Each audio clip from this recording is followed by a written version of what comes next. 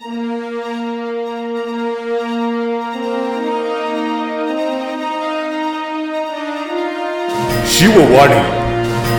शिवाजी विद्यापीठाची ध्वनी वाहिनी.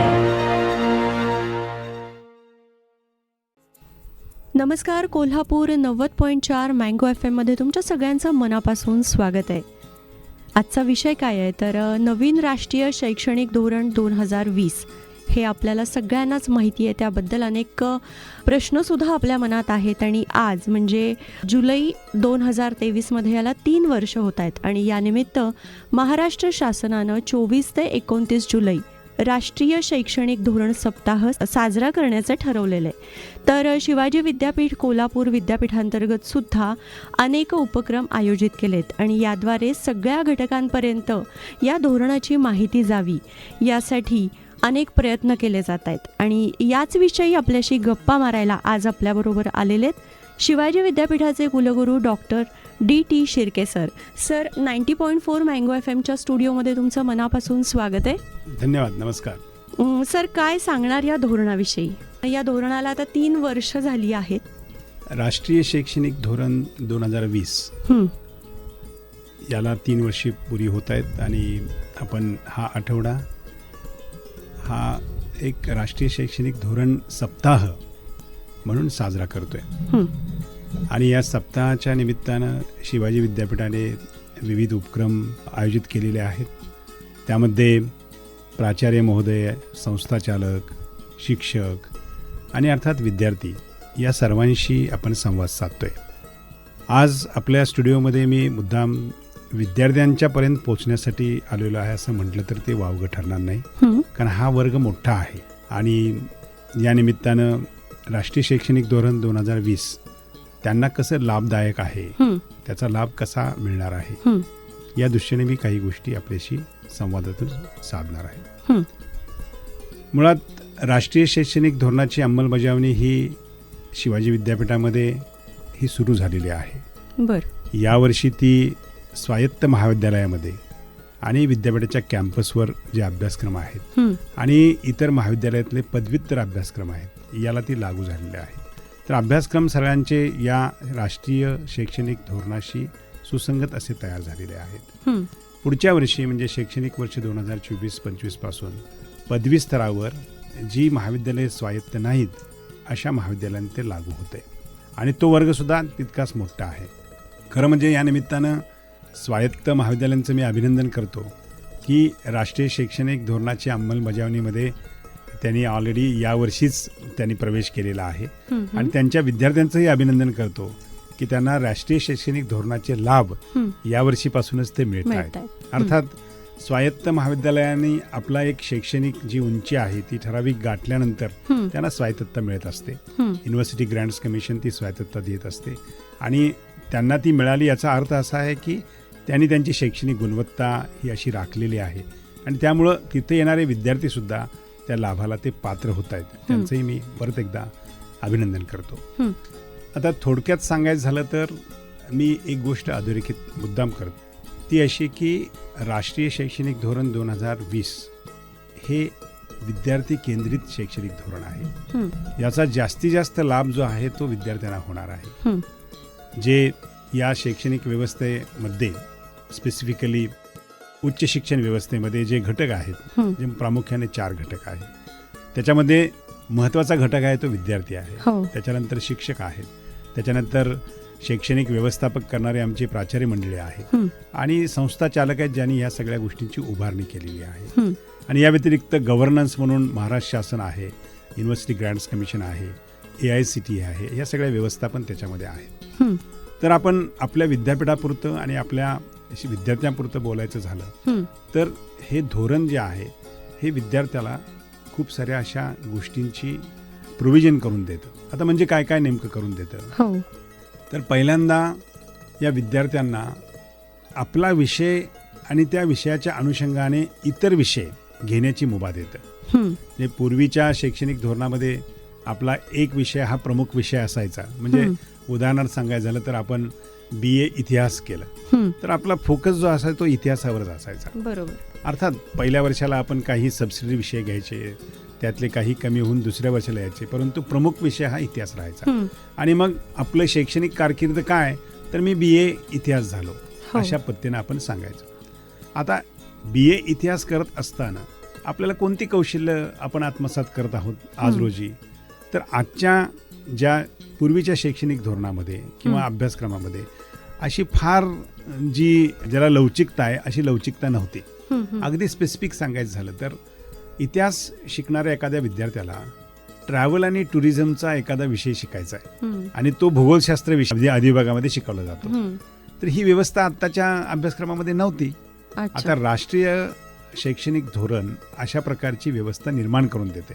म्हणजे इतिहास शिकणाऱ्या विद्यार्थ्याला ट्रॅव्हल आणि टुरिझम मध्ये जर इंटरेस्ट असेल तर तो विद्यार्थी अशा प्रकारचा अभ्यासक्रम आपलं महाविद्यालय सोडून इतर महाविद्यालयामध्ये असेल किंवा आपल्याच महाविद्यालयामध्ये इतर विभागामध्ये जर असेल तर तो घेऊ शकतो आणि तो ऑफिशियली घेऊ शकतो. त्याला असं ॲड ऑन किंवा माझ्या पदवी व्यतिरिक्त मी आणखी काहीतरी करणार आहे असं नव्हे. आपल्या पदवीचा भाग म्हणून तो घेऊ शकतो. आणि मग त्यातले जे काही बारकावे शिकल्यानंतर त्याचे जे काही आपल्याला क्रेडिट्स असतात किंवा त्याला गुण असतात ते त्याच्या गुणपत्रिकेवर पण येणार आहे, ऍड होणार आहे. म्हणजे हे एक सांगितलं. असाच इतिहास शिकणारा विद्यार्थी जर त्याला मराठीमध्ये काही एखादी संवाद कौशल्य करायचं असेल, मराठीच्या साहित्यामध्ये त्याला इंटरेस्ट असेल तर तो मराठीमधला पण एखादा विषय घेऊ शकतो. म्हणजे आणि इतिहासाला जर एखाद्याला अर्थशास्त्राची पण एखाद्याला आवड असेल आणि त्याला पायाभूत अर्थशास्त्र काय आहे हे माहिती करून घ्यायचं असेल तर तो अर्थशास्त्राचा विषय सुद्धा घेऊ शकतो. बरं, मग आता इतिहासाच्या विद्यार्थ्याला कॉमर्स किंवा सायन्स साईडचे विषय घेता येतील का? तर जो इतिहास विषय शिकणार आहेत तर त्याचे एक समजा आपण गुणपत्रिकेच्या भाषेत सांगायचं झालं तर समजा एक 1200 मार्क्सची गुणपत्रिका असेल तर आता त्याचं जे रूपांतर आहे ते क्रेडिट्समध्ये झालेलं आहे. आणि इतिहास अभ्यासक्रम संपूर्ण अभ्यासक्रम साधारणतः 120 क्रेडिट्सचा असेल तर इतिहास या विषयासाठी त्यांनी 50% म्हणजे जवळजवळ 60 क्रेडिट्स घेतली तर पुरेशी आहेत. राहिलेली 60 जी क्रेडिट्स आहेत ही क्रेडिट्स त्यानं हे आपण म्हणतात तसं B.Com मध्ये किंवा कॉमर्समधलं किंवा सायन्समधलं किंवा इतर कुठल्याही विद्याशाखेचे अभ्यासक्रम तो घेऊ शकतो. त्याला तेवढी मुभा दिलेली असते. आणि असे अभ्यासक्रम त्या महाविद्यालयानं त्या संस्थेनं उपलब्ध करून द्यायची जबाबदारी आहे ती त्या व्यवस्थेवर राहिलेली आहे. आता असंही होऊ शकतं की एखादा अभ्यासक्रम त्या महाविद्यालयामध्ये नाहीये, मग तो दुसऱ्या महाविद्यालयामध्ये असेल तर तो दुसऱ्या महाविद्यालयामध्ये तो घेऊ शकतो. अर्थात तो नजीकचा असावं. आता नजीकचं महाविद्यालय नाहीये मग काय करायचं, तर काही ऑनलाईनच्या माध्यमातून पण तो घेऊ शकतो. आणि असा ऑनलाईन अभ्यासक्रम जो रिकग्नाइज केलेला आहे त्याचा तो अभ्यास करून त्याची परीक्षा देऊन त्याचे जे काही गुण असतील किंवा क्रेडिट्स असतील ते त्या गुणपत्रिकेवर येतात. मग आता आपण हा जो ऑनलाईन अभ्यासक्रम निवडलेला असणार आहे त्याची एक्झाम ऑनलाईन होणार आहे का ऑफलाईनच असणार? आता ऑनलाईन अभ्यासक्रम देणारी संस्था कोण आहे त्याच्यावर बरंचसं अवलंबून आहे. आता आपल्याकडं राष्ट्रीय स्तरावर स्वयं नावाचं एक पोर्टल आहे. खूप सारे अभ्यासक्रम ते ऑनलाईनच्या माध्यमातून देतात. तर त्याची परीक्षा ते स्वयं जे चालवतात नॅशनल कोऑर्डिनेटर तेच घेतात आणि ती ऑनलाईन असते. परंतु समजा अशा प्रकारचा अभ्यासक्रम विद्यापीठ व्यवस्थेमध्ये असेल तर विद्यापीठ व्यवस्था जे नियम करेल ऑनलाईन दिल्यानंतर तुम्हाला ऑफलाईन परीक्षेचा पण ऑप्शन दिला असेल तर तशा पद्धतीने ऑफलाईनला पण ते जाऊ शकेल. त्यामुळं अभ्यासक्रम ऑनलाईन असणे आणि इव्हॅल्युएशन ऑनलाईन किंवा ऑफलाईन असणे हे सुद्धा त्याला एक ऑप्शन असण्याची शक्यता पुढे आहे. आता अभ्यासक्रम कुणी तो ऑफर केला त्याच्यावर ती बरीच गोष्ट आहे. आणि विद्यापीठाने तो रिकग्नाइज केला, त्याला मान्यता दिली. अर्थात हे सगळे निकष बघूनच ते मान्यता दिली जाते. राष्ट्रीय स्तरावर स्वयंला मान्यता ऑलरेडी दिलेली असल्यामुळं तिथे असणारे अभ्यासक्रम पण ऑनलाईन आहेत आणि तिथली असणारी परीक्षा सुद्धा ऑनलाईन आहे. आणि त्याचा जो रिझल्ट येतो तो आपल्याकडं आपल्या विद्यार्थ्याच्या गुणपत्रिकेवर येतो.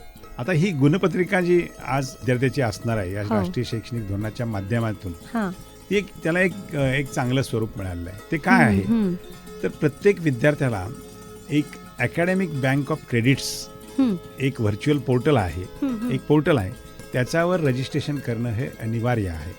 आणि मग असे अभ्यासक्रम ज्यावेळेला तो इतर ठिकाणी घेतो किंवा तो त्याच्या महाविद्यालयात घेतो, अभ्यासक्रमाची परीक्षा झाल्यानंतर त्याला जे क्रेडिट्स मिळणार आहेत ते त्या बँकेच्या अकाउंटवर त्याच्या हे अपलोड केले जाणार आहेत. आणि ते क्रेडिट्स असे अपलोड केल्यानंतर 3 वर्षाचे जे पूर्ण झाल्यानंतर त्याचा वापर त्याला डिग्री देण्याकरता होणार आहे. हा त्यातला एक महत्त्वाचा भाग आहे. त्यामुळं सगळ्या विद्यार्थ्यांनी ज्यावेळेला आपण प्रवेश घेतो त्यावेळेला अकॅडमिक बँक ऑफ क्रेडिट्सवर रजिस्ट्रेशन करणं हे सुद्धा क्रमप्राप्त आहे. अर्थात यासाठी ती महाविद्यालयं, तिथले शिक्षक आणि प्रशासकीय सेवक ते त्यांना मदत करणार आहेत. ती पद्धतसुद्धा अतिशय सोपी आहे. त्याच्यामध्ये आधार कार्डचं लिंकिंग आहे, मोबाईलचं आणि ईमेलचं लिंकिंग आहे. त्या गोष्टी झाल्या तर ते लगेच होऊन जातं. पण ते अतिशय महत्त्वाचं आहे, कारण तो भारतातल्या कुठल्याही दुसऱ्या संस्थेत जाऊन जर एखादा त्याने कोर्स केला तर तिथं मिळणारे क्रेडिट्स त्याच्या त्या अकाउंटवर ते जमा होण्यासाठी त्याची मदत त्याला होणार आहे. हे सगळ्यात महत्त्वाची त्यातली गोष्ट आहे. सर, आणखीन एक प्रश्न असा की त्याची डिग्री जेव्हा कंप्लीट होईल तेव्हा तो BA इतिहास असं असणार आहे का, प्लस त्याला आणखीन काहीतरी ऍड होणार आहे? हां, त्याला एक शब्द असा वापरतात या धोरणामध्ये की मेजर विषय कोणता, तर त्याचा इतिहास हा मेजर असेल तर BA मेजर, आणि मायनर कोणते तर इतर विषय ते मायनर असू शकतात. त्याच्यामध्ये त्या अभ्यासक्रमाची रचना तशा पद्धतीची असू शकते. त्यामुळे त्याचा उल्लेख असा होणार आहे की मी माझं BA झालं, माझं मेजर इतिहास होतं असं तो म्हणू शकेल, आणि माझं मायनर सोशॉलॉजी होतं, माझं मायनर म्युझिक होतं वगैरे वगैरे अशा पद्धतीने त्याचा उल्लेख होईल. दुसरी एक ह्याच्यामध्ये अतिशय चांगली एक प्रोव्हिजन या शैक्षणिक धोरणामध्ये आहे, ज्याला multiple entry and multiple exit, म्हणजे MEME असा उल्लेख त्याचा केला जातो. म्हणजे नेमकं काय, तर आता आपण 3 वर्षाच्या अभ्यासक्रमाचं एक आपल्या डोळ्यासमोर घेऊ. तर आत्ताच्या व्यवस्थेमध्ये कसं आहे की तो अभ्यासक्रम त्यानं 3 वर्षे सलग करायची, किंवा त्याला मध्ये गॅप झाला तर काही विशिष्ट निकष पूर्ण करायचे आणि मग त्या व्यवस्थेमध्ये यायचं. असे बऱ्याचशा खरं म्हणजे किचकट गोष्टी आत्ता आहेत आणि त्या रिजिड आहेत. पण आता असं आहे की माझं पहिलं वर्ष झालं, समजा मी BA अभ्यासक्रमाला प्रवेश घेतला, माझं पहिलं वर्ष झालं, मी उत्तीर्ण झालो.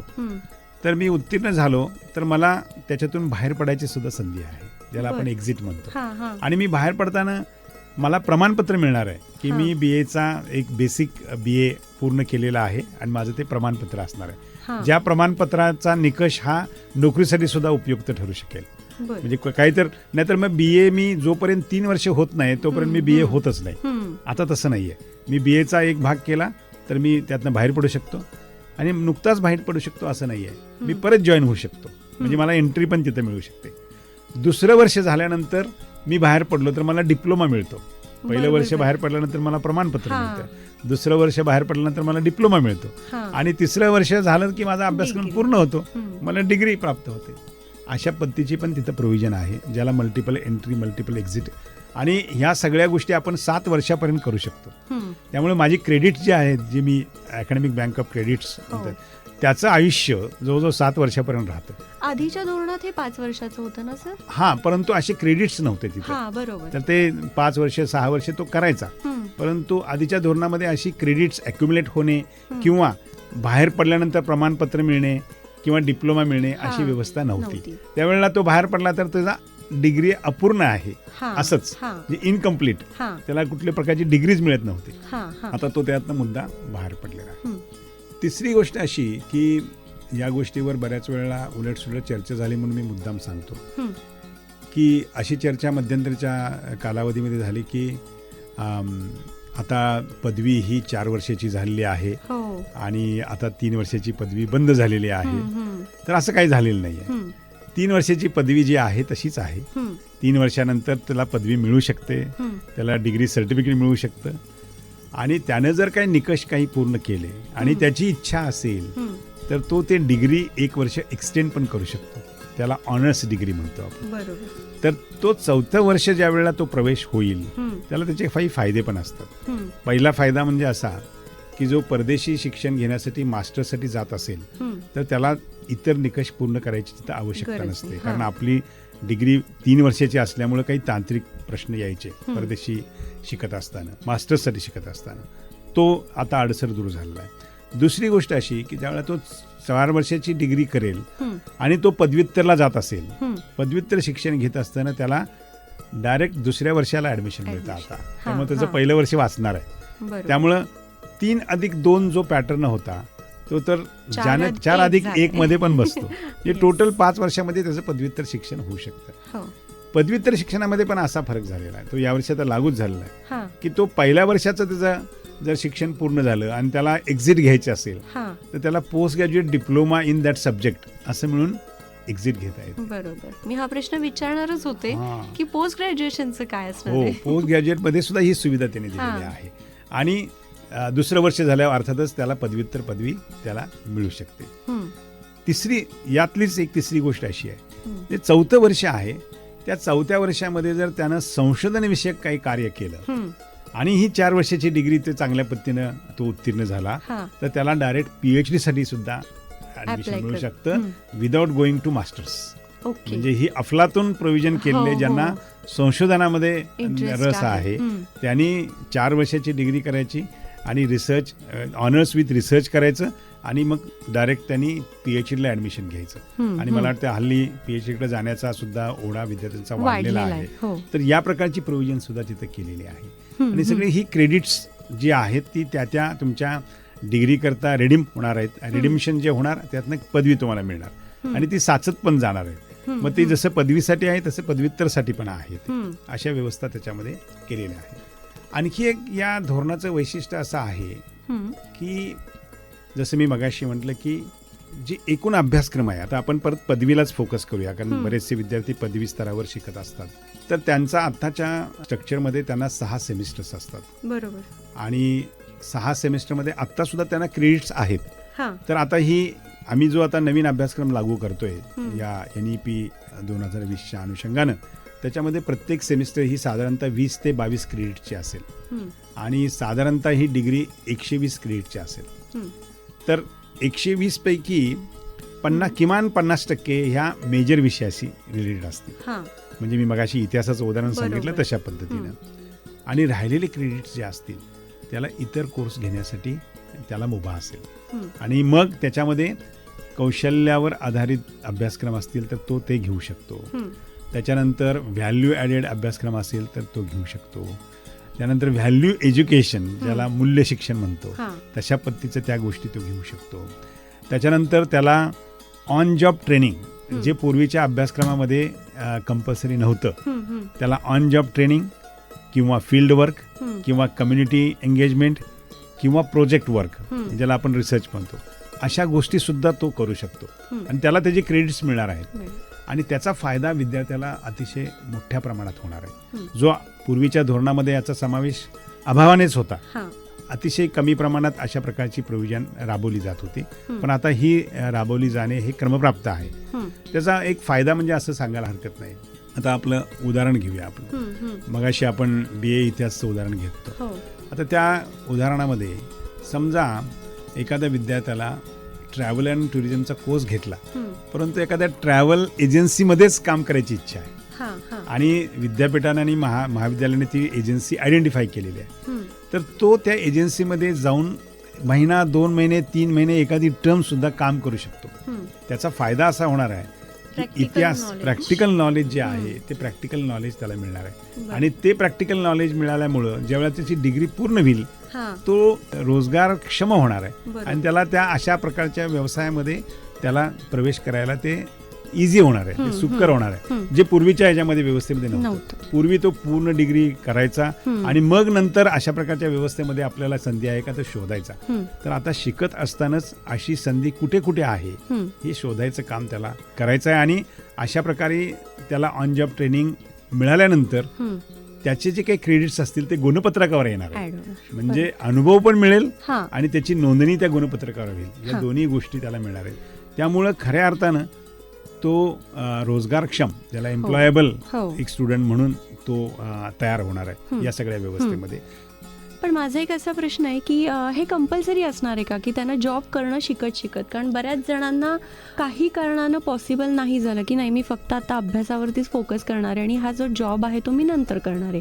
कारण बऱ्याच विद्यार्थ्यांना ट्रॅव्हल करून यावं लागतं, तिथे त्यांचा वेळ जातो. पुन्हा इथे कोल्हापुरात येऊन त्यांना नोकरीच्या ठिकाणी जाण्यासाठी व्हेइकल अवेलेबल नसेल तर तो एक त्यांचा प्रॉब्लेम होऊ शकतो. किंवा जिथे ते शिक्षण घेणार आहेत तिथं त्यांना नोकरी नाही मिळाली तर ते कंपल्सरी असणार आहे का?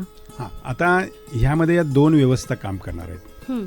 आता कंपल्सरी हा शब्द तुम्ही वापरला म्हणून मी सांगतो की ते खरं म्हणजे अनिवार्य असायलाच पाहिजे. अच्छा. कारण आत्ताच्या शैक्षणिक व्यवस्थेमधली जी त्रुटी आहे की विद्यार्थ्याला पुस्तकी ज्ञान आहे हम्म. पण प्रॅक्टिकल नाही आहे. झिरो आहे. आणि मग ते प्रॅक्टिकल करायचं असेल तर आपल्याकडे प्रॅक्टिकल हा शब्द फक्त सायन्सलाच लागतो. हो. आणि याचा अर्थ असा होत नाही की मग ते आर्ट्स किंवा कॉमर्सच्या विद्यार्थ्यांना नाही आहे. हम्म, तर हम्म, त्याच्यामध्ये 2 घटक म्हटल्यानंतर एक विद्यार्थी प्रमुख आहे. हम्म, जी व्यवस्था आहे, जी अशी संधी उपलब्ध करून देणार आहे, ती व्यवस्था म्हणजे तो सेक्टर.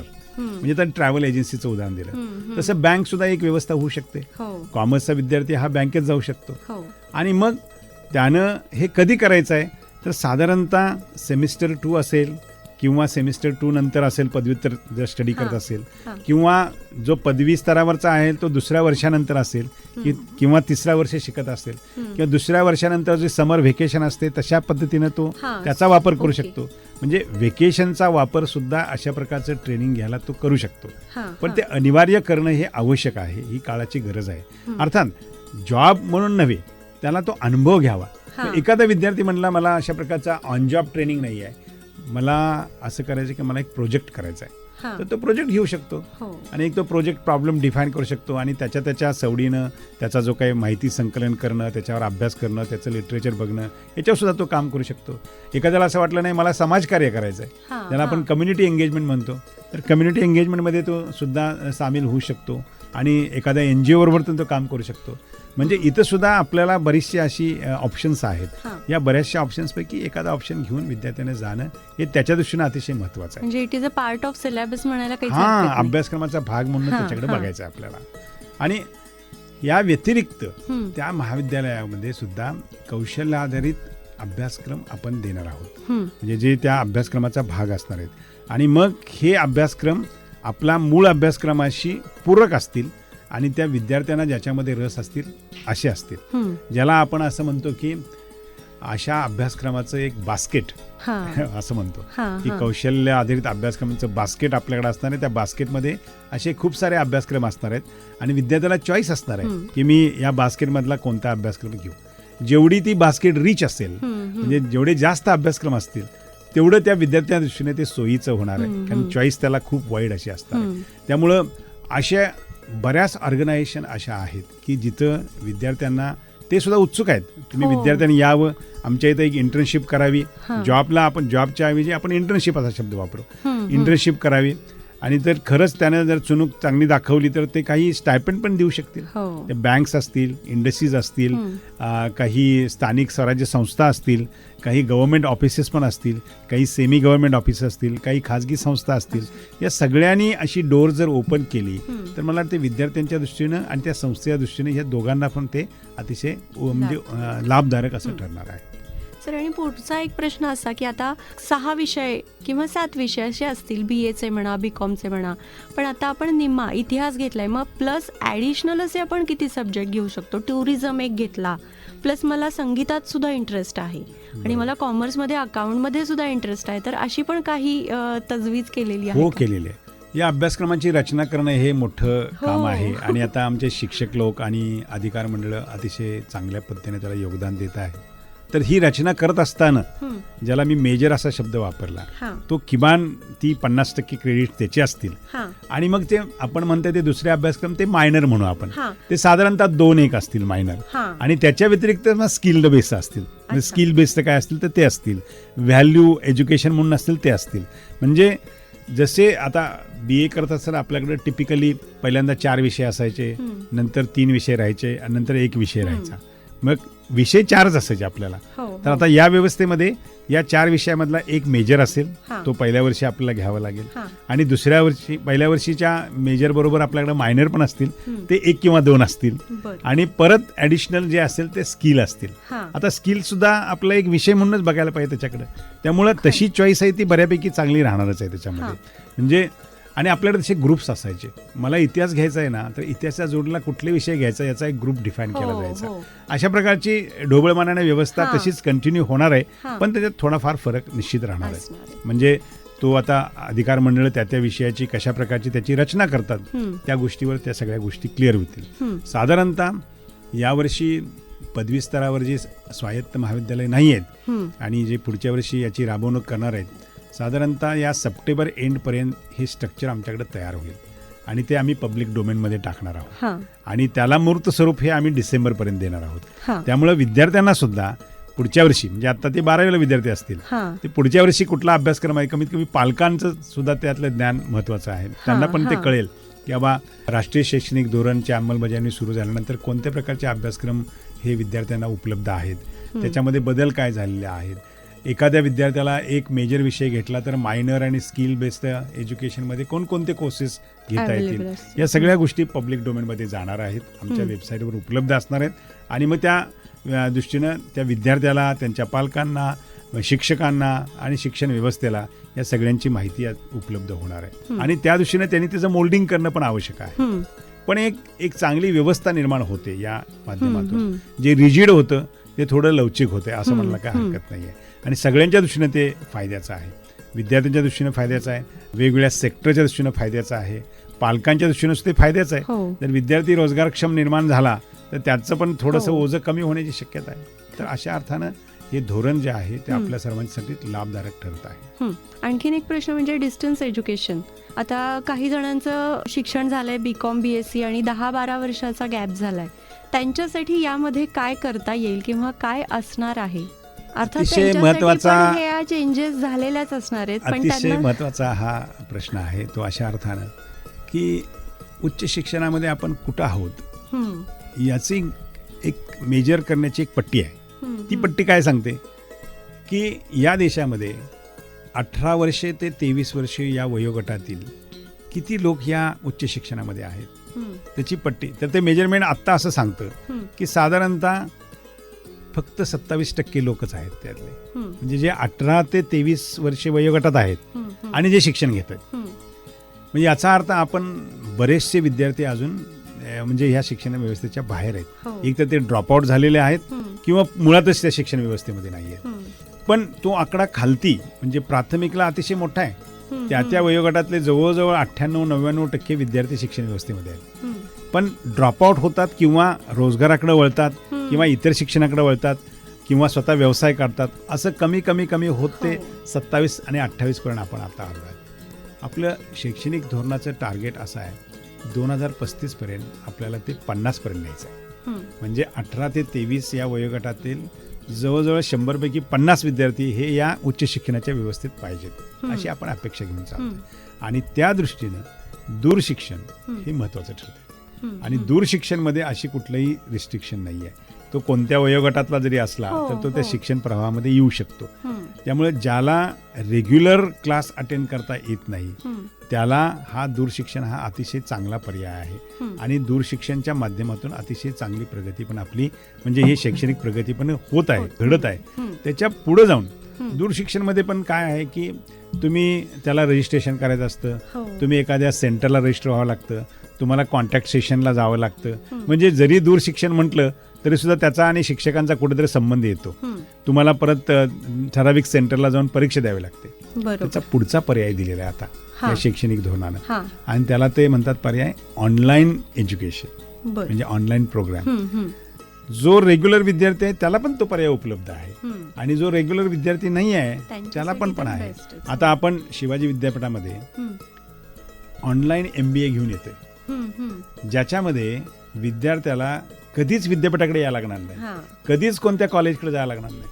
त्याला सगळं शिक्षण जे आहे, जो अभ्यासक्रम आहे तो त्याच्या पोर्टलवर मिळणार आहे, त्याच्या लॉग इनमध्ये मिळणार आहे. त्यानं तो शिकायचा आहे.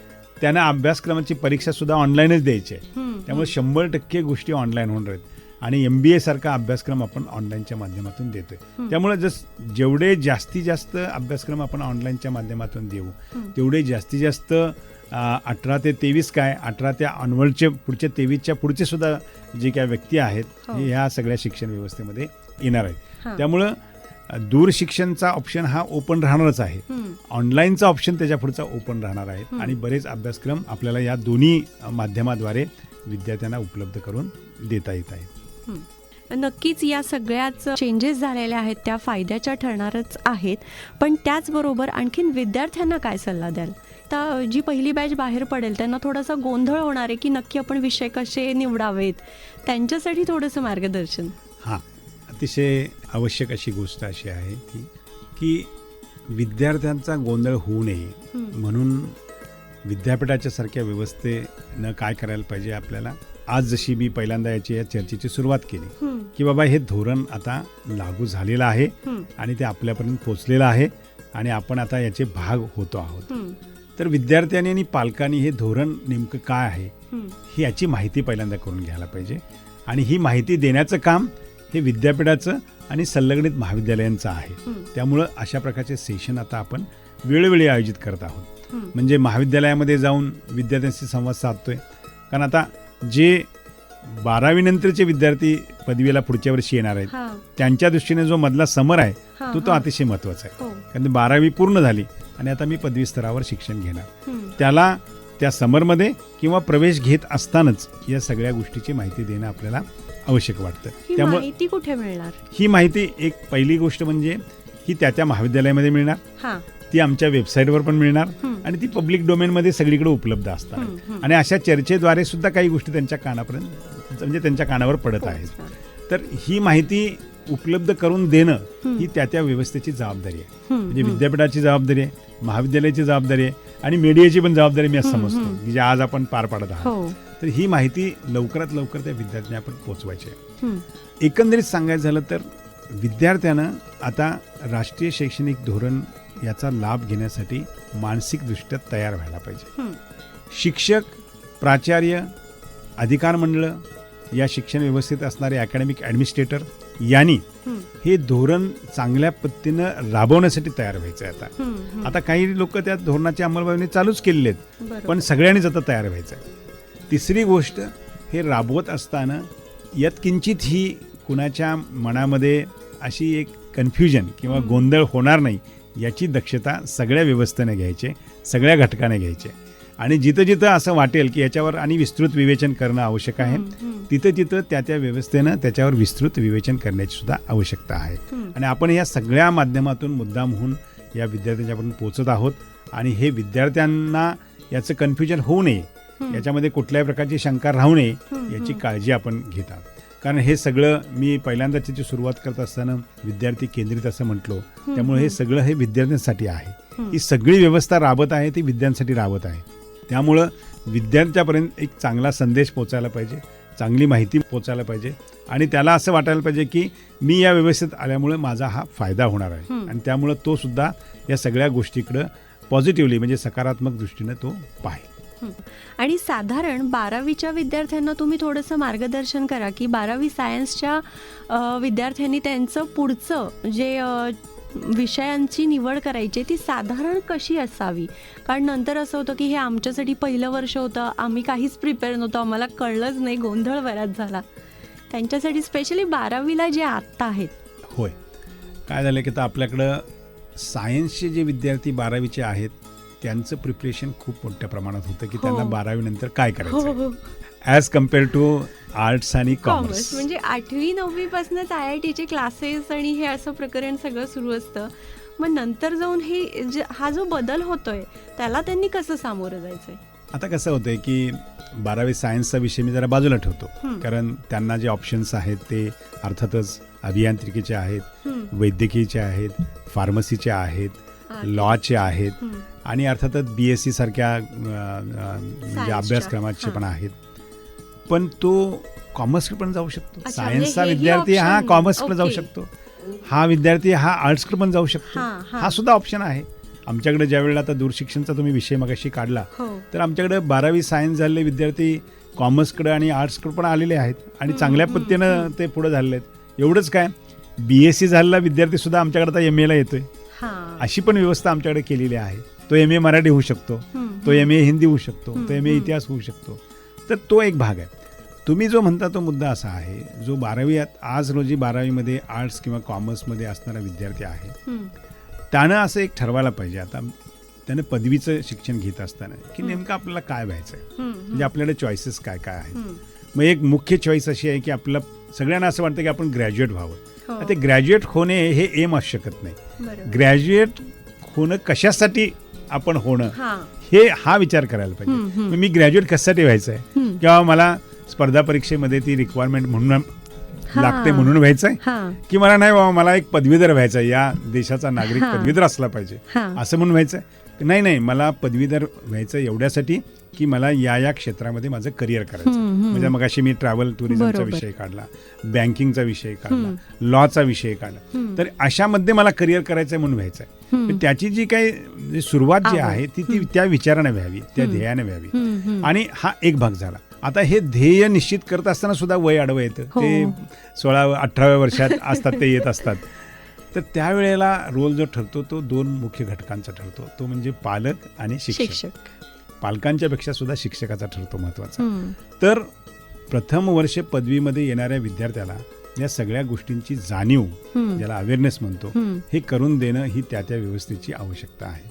आणि मग त्या महाविद्यालयानं एक कोणकोणते अव्हेन्यूज आहेत, कोणकोणत्या उपलब्धता आहेत, या सगळ्या गोष्टी त्यांना सांगाव्यात. आणि मग त्यांची मानसिकता होईल, ठीक आहे आता आपण हा मार्ग स्वीकारूया, म्हणजे हा मेजर घेऊया, याच्यावर हे मायनर घेऊया, म्हणजे आपला जो काय पुढचा प्रवास आहे तो अगदी कम्फर्टेबल होईल आणि आपला ध्येय गाठता येईल. या गोष्टी आपण करणं आवश्यक आहे. आत्ता हल्लीच्या व्यवस्थेमध्ये अभावानंच घडतं असं म्हणलं तर हरकत नाही. तो विद्यार्थी जातो आणि तो प्रवेश घेतो. आता तो प्रवेश कसा घेतोय आपल्या सर्वांना माहित आहे. त्यांच्या घरच्यांना वाटतं म्हणून घेतो, त्यांच्या मित्रांना मैत्रिणींना वाटतं म्हणून घेतो, किंवा कोणतं त्याचा एक मार्गदर्शक असतो, तो सांगतो की बाबा या मार्गाने तू जा. मार्गदर्शकाची भूमिका जी आहे ती त्या महाविद्यालयातील शिक्षकांच्यावर मी आता सोपवतोय आणि त्यांनी ते जरूर करावी. ती त्या समरमध्ये करावी. ती 12वीचं ज्या वेळेला रिझल्ट्स लागतात त्याच्यानंतर लगेचच करावी. जी व्यवस्था अभियांत्रिकीचे आता हल्ली मार्गदर्शन चालू असते बघा, म्हणजे अगदी सिटीमध्ये ठराविक ठिकाणी किंवा महाविद्यालयामध्ये मार्गदर्शनासाठी त्यांनी वर्कशॉप घेत असतात. पण आर्ट्स आणि कॉमर्सच्या विद्यार्थ्यांसाठी ती नाही आहे. मला वाटतं या माध्यमातून मी त्यांना असं अपील करतो की त्यांनी ती व्यवस्था आता निर्माण करावी. विद्यापीठामधून सुद्धा अशा प्रकारच्या सूचना देता येतील आणि त्या आपण द्यायची व्यवस्था करतोय, जेणेकरून माहिती, इन्फॉर्मेशन इज पॉवर, माहिती योग्य वेळी आणि योग्य मिळणे हे विद्यार्थ्याच्या दृष्टीने अतिशय महत्वाचं असतं. आणि ती माहिती त्यांच्यापर्यंत पोहोचेल हे आपण सर्वजण पाहूया. म्हणून मी म्हटलं की या सगळ्यांची ती जबाबदारी आहे. आणि मला आनंद आहे आणि मी आपल्याला धन्यवाद द्यायचे आहेत की मीडिया ह्याच्यामध्ये फार मोठा रोल प्ले करतं. मीडिया हे सगळ्यांच्यापर्यंत पोहोचतं. त्यामुळं मीडियामध्ये एखादी गोष्ट सांगितली ती सगळ्यांच्यापर्यंत पोहोचायला त्याची मदत होते. जी कदाचित इतर काही हार्ड मीडिया, प्रिंट मीडियम असेल तर ते प्रिंट मीडिया एका ठराविक वर्गापर्यंत जात असेल, पण हे मीडिया जे आहे म्हणजे ई मीडियाच्या माध्यमातून ते सर्वांच्यापर्यंत पोहोचतं आणि ते मोठ्या प्रमाणात पोहोचतं. त्यामुळे अशा माध्यमातून सुद्धा आपण भविष्यात येणाऱ्या काळामध्ये आणखी काही गोष्टी याच्यावर करू. हवं तर आपण त्याच्यावर सिरीज करू. म्हणजे काय करू की बाबा ठीक आहे 12वी आर्ट झालेल्या विद्यार्थ्याला आता अवेअरनेस कोणकोणत्या आहेत हे आमच्या माध्यमातून तुमच्यापर्यंत पोहोचवायचा आम्ही प्रयत्न करू. तसंच कॉमर्सच्या माध्यमातून करावं, ते कॉमर्सच्या विद्यार्थ्यांच्या बाबतीत करू आणि अर्थातच सायन्सच्या विद्यार्थ्यांचा आपण ती व्यवस्था करू. म्हणजे येणाऱ्या काही नजीकच्या काळामध्ये ज्यावेळेला तो विद्यार्थी 12वीची परीक्षा पूर्ण देतो आणि मग त्याला जो मधला अवधी मिळतो त्या दरम्यान आपण या सगळ्या गोष्टी करू. म्हणजे त्याला पुढचं त्याचं शैक्षणिक करिअर काय आहे हे माहीत करून द्यायला त्याला मदत होईल. आणि अर्थात त्यात तुमची जी काय त्या मदत होईल ही फार मोठी महत्त्वाची असणार आहे असं मी मानतो. नक्कीच सर, एक शेवटचाच प्रश्न की तुम्ही मगाशी सांगितलं की इतिहासाचा विद्यार्थी टुरिझमचा घेऊ शकतो, मग इतिहासाचा विद्यार्थी बायोलॉजी किंवा झूलॉजी, कारण फिजिक्स केमिस्ट्री अवघड जातं म्हणून मी आर्ट्सकडे आलो, पण मला बॉटनी किंवा झूमध्ये इंटरेस्ट आहे, तर ते विषय घेऊ शकतील का? नाही, म्हणजे टेक्निकली अडचण येऊ नये, पण त्याचा एक बेस असतो प्रत्येक विषयाचा. तो जर बेस नसला तर ते ज्ञान म्हणजे ज्ञानार्जन करण्यासाठी खूप साऱ्या अडचणी निर्माण होतील. त्यामुळं थोडंसं जे तांत्रिक विषय आहेत, सायन्सचे विषय आहेत, ज्या टर्म्स ज्या त्यामध्ये असतात त्या काहीच माहिती नसतील तर अशा प्रकारचे अभ्यासक्रम जरी उपलब्ध केले तरी त्याला अडचणी खूप साऱ्या निर्माण होतील. यामध्ये दुसऱ्या गोष्टी काय होतात की ठीक आहे त्याच्याशी काही संबंधित काही गोष्टी असतील. आता मी असं म्हणेन की जो इतिहासचा विद्यार्थी आहे ना त्यांना आर्किटेक्चरच्या बाबतीत काही एखादा जर वर्ग असेल तर तो करावा. म्हणजे इतिहासाचा विद्यार्थी एखाद्या गडाविषयी माहिती जी करत असताना त्याचं स्थापत्यशास्त्र काय आहे याच्यामध्ये त्यानं जास्त म्हणजे नॉलेज अक्वायर करावं. बॉटनीचं आणि त्याचं नॉलेज म्हणजे ते फार पूरक ठरणार नाही. एक ज्ञान म्हणून ते घेता येईल, परंतु ते घेण्यासाठी पण अडचणी असतील आणि त्याचा उपयोग करण्यासाठी सुद्धा. एक पर्सनल इंटरेस्ट, पॅशन म्हणून असेल तर मग ऑनलाईनच्या माध्यमातून घ्यावं त्यानं, कारण ते एका असे विद्यार्थी पण अतिशय कमी प्रमाणात असणार आहेत की ज्यांच्यासाठी अशी व्यवस्था आवश्यक आहे. बरोबर. पण गणित म्हणलं तर मी म्हणतो सगळ्यांनी मिनिमम त्याला गणिती शास्त्र हां, माहीत हां, असायला हां, पाहिजे. असतं. असं ज्ञान घ्यायला काय हरकत नाही आहे. नवीन राष्ट्रीय शैक्षणिक धोरण याबाबत तुम्ही विद्यार्थ्यांना एक असा छोटाशी समरी काय द्याल? मी अतिशय विद्यार्थ्यांना समजेल अशा भाषेत मी असं सांगेन हं, की राष्ट्रीय शैक्षणिक धोरण आता लागू झालेलं आहे. हं, जे या प्रवाहात आहेत त्यांनी या धोरणाची अतिशय बारकाईनं माहिती घ्यावी हं, आणि आपली रोजगार क्षमता वाढेल कशी वाढेल हं, हं, या दृष्टीनं त्या अभ्यासक्रमाची चॉईस करावी. हं, जे या धोरणामध्ये पुढच्या वर्षी प्रवेशित होत आहेत त्या विद्यार्थ्यांनी प्रवेशित होण्याच्या अगोदर त्या विद्यार्थ्यांनी आणि पालकांनी याची विस्तृत जाणकारी घ्यावी आणि अशी माहिती देण्यासाठी विद्यापीठ आणि महाविद्यालय या दोघं आता तयार आहेत आणि ते निश्चित त्यांना चांगलं मार्गदर्शन करणार आहेत. परंतु एक गोष्ट महत्त्वाची आहे, हे शैक्षणिक धोरण विद्यार्थ्याकरता पालकांच्याकरता अतिशय लाभदायक आहे हं, आणि त्याचा चांगल्यात चांगला उपयोग करून घ्यायची जबाबदारी ही व्यक्तीच्या सर्वच घटकांची आहे. ती जबाबदारी शिक्षकांची आहे, ती जबाबदारी विद्यापीठाची आहे, ती महाविद्यालयांची आहे आणि ज्यांच्यासाठी हे धोरण राबवत जात आहे हं, ती त्या विद्यार्थ्यांची सुद्धा आहे. हं. त्यामुळं प्रत्येकाने आपापला रोल चांगल्या पद्धतीने प्ले करूया आणि याची अंमलबजावणी अतिशय चांगल्या पद्धतीने करूया, ज्याचा लाभ अर्थातच विद्यार्थ्यांना झाला की तो समाजाला पण होईल आणि एकदा समाजाला झाला तर तो देशालाही होईल. अशा पद्धतीने आपण या राष्ट्रीय शैक्षणिक धोरणाकडे पाहूया. थोडीशी आपण लवचिकता ठेवूया आणि कोणती नवीन गोष्ट असेल तर ती पहिल्यांदा ज्या वेळेला Accept प्रवेश करायला. असतो त्यावेळेला थोडीसा खडखडाट होतो. तर तो खडखडाट कमीत कमी कसा होईल याच्याकडे आपण पाहूया आणि एकमेकांना समजून घेऊन या सगळ्या गोष्टी आत्मसात करूया अशी अपेक्षा या निमित्ताने मी व्यक्त करतो. एकंदर शिकेल तो टिकेल हे आता खरंच होणार आहे, कारण नुसतंच कॉलेजला जातोय, थोडाफार पासिंग पुरता अभ्यास करतोय, तो टिकणार नाही आहे. आणि यासाठी हे नवीन शैक्षणिक धोरण जे आहे ते 100% लागू पडणार आहे. आणि अशा या धोरणाविषयी अनेक शंका अनेकांच्या मनात, म्हणजे प्रत्येकाच्याच मनात होत्या. त्या शंकांचं खूप सारं निरसन झालं आहे आणि हे निरसन केले आहे शिवाजी विद्यापीठाचे कुलगुरू डॉक्टर DT शिर्के सरांनी. सर, आज तुम्ही इथे आलात आणि इतकी महत्त्वाची अशी इन्फॉर्मेशन आम्हाला दिलीत. आमच्या मँगो FM तर्फे तुमचं मनापासून आभार. धन्यवाद. आपण हे व्यासपीठ उपलब्ध करून दिलं त्याबद्दल मी आपल्याला धन्यवाद देतो. नमस्कार.